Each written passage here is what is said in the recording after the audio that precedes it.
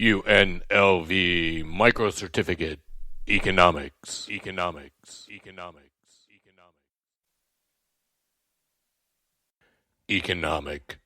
growth.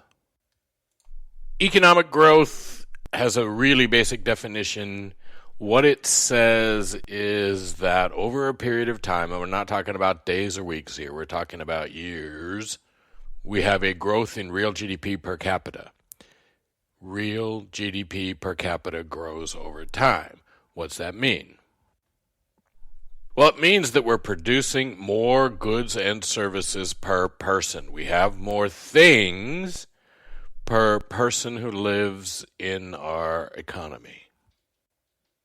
Which means that it's possible for everybody to have more stuff. It's likely that it won't get split up evenly, that some people will get more than others, but it's possible for everyone to have more.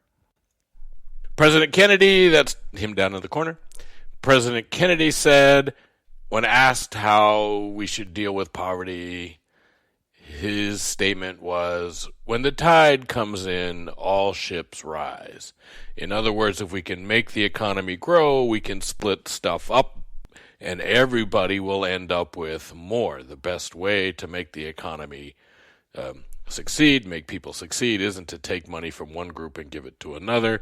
It's to make the tide come in. But he also said this, if a free society cannot help the many who are poor, it cannot save the few who are rich. And starting with Kennedy, but he was actually assassinated before it went into effect, so Johnson did it. We started a whole bunch of programs like school lunch programs and things that are designed to help deal with poverty in the United States. So back again, we always like to do these things this way. We go back and we start with our buddy Adam Smith and our other buddy David Ricardo here. They had a very simple theory of how we made the economy grow, which today we refer to as neoclassical theory because we've added math to it. But essentially their theory was that savings creates investment, which creates growth. So remember that the trick, and we've talked about this before, the trick is that we need a lot of capital. To make labor valuable, we need capital. So we need to increase the amount of capital in our country to make our country richer over time. Remember that the classical economists believed that savings always equaled investment. So if we increase savings, we're going to get a corresponding growth in investment. And that means more capital stock in our country, more machines, more factories, more jobs, more growth. You can see this in other people running around that time. You can see a penny saved is a penny earned, which is a famous Ben Franklin quote that essentially classical economics, it's savings that over time is going to generate income. So we give up consumption right now in exchange for more in the future. So we might get 10% less today, but if we get 20 or 30% in the future, we're going to be better off over time. It appears that just focusing on savings isn't what we need to think about when we think about growth, that it's actually a more complex subject than that. Modern economists have highlighted the importance of innovations and invention to growth, that the countries that grow the fastest tend to be countries that are coming up with new ideas and new inventions and new companies, and that's the key to growth. Now, it's not that savings doesn't matter, but we need to remember that we live in a world where savings moves. During the 2000s, $800 or $900 billion a year of foreign savings was flowing into the United States.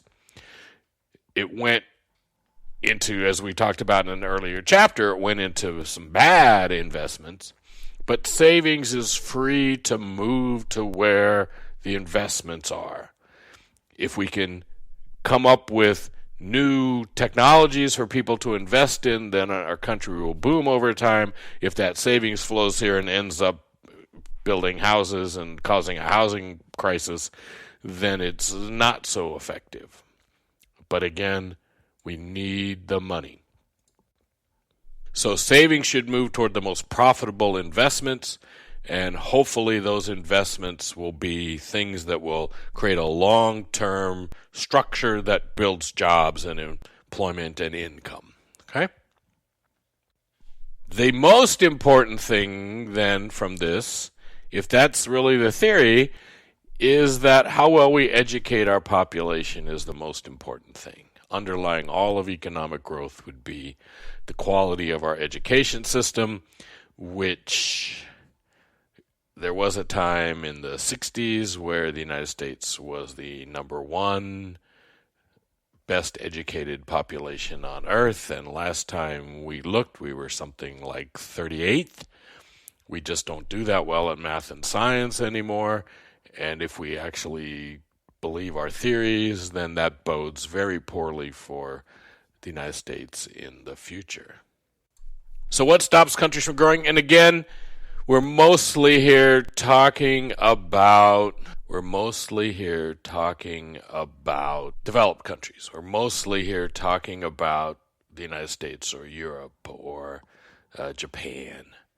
The world, if you are, and we'll mention this briefly here, the world, if you are Mali or Vietnam or Honduras, your picture of the world is different than the United States' picture of the world. And economists tend to separate those two things out.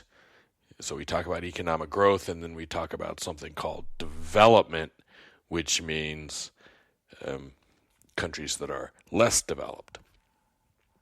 So the barriers at any level, the barriers to economic growth, we just talked about one, which is education. If you don't have a well-educated population, it's hard for countries to grow. They can't get the new ideas. People don't want to put factories there. They can't get the workforce.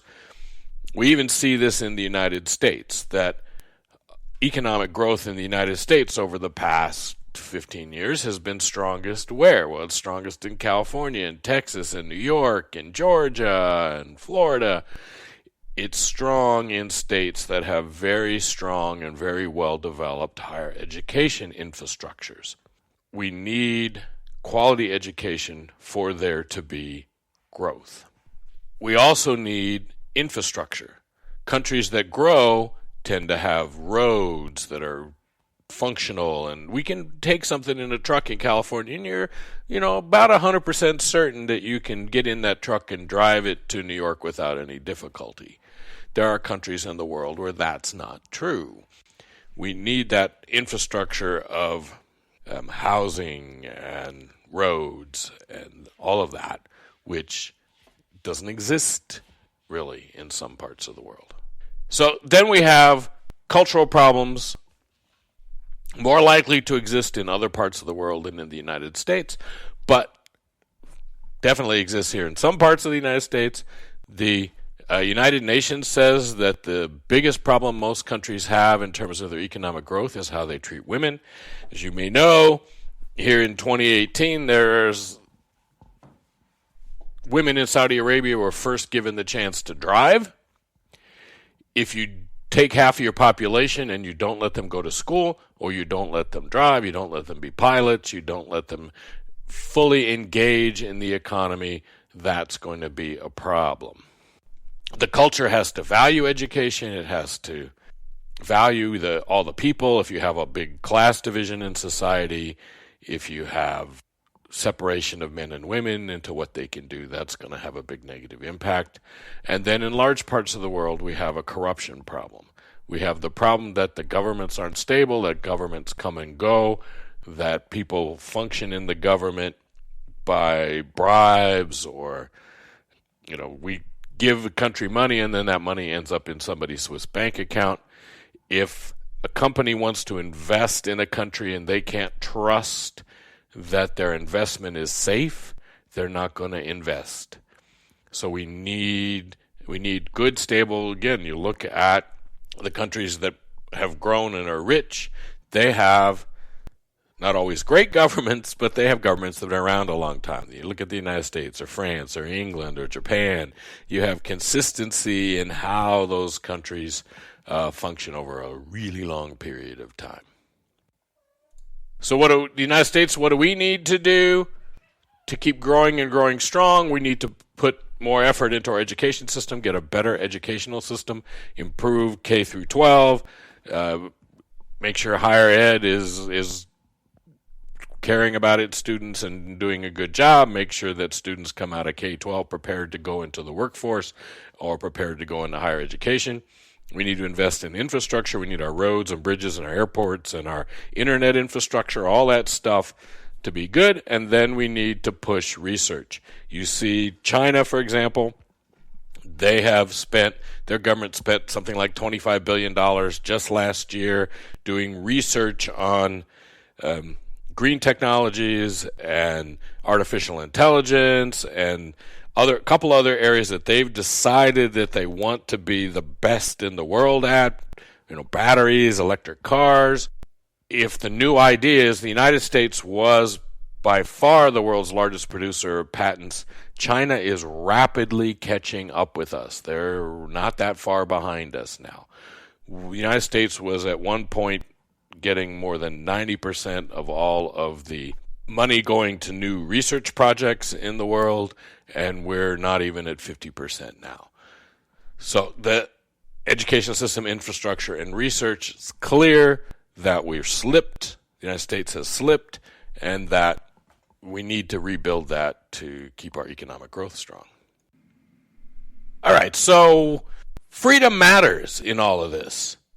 You have to be free to sit in your dorm room one morning, wake up and go, hey, we need to figure out how to search the internet better, and turn yourself into billionaires. Free societies generate more innovation, more invention, and should over time generate more economic growth. And, you can look at China and go, hey, that's not a free society, and yet it's not. But there's a difference between that short-term economic growth and whether or not they can sustain that over time as their society becomes richer. And we shall see. But economists in general believe that free societies do better than government-dominated societies.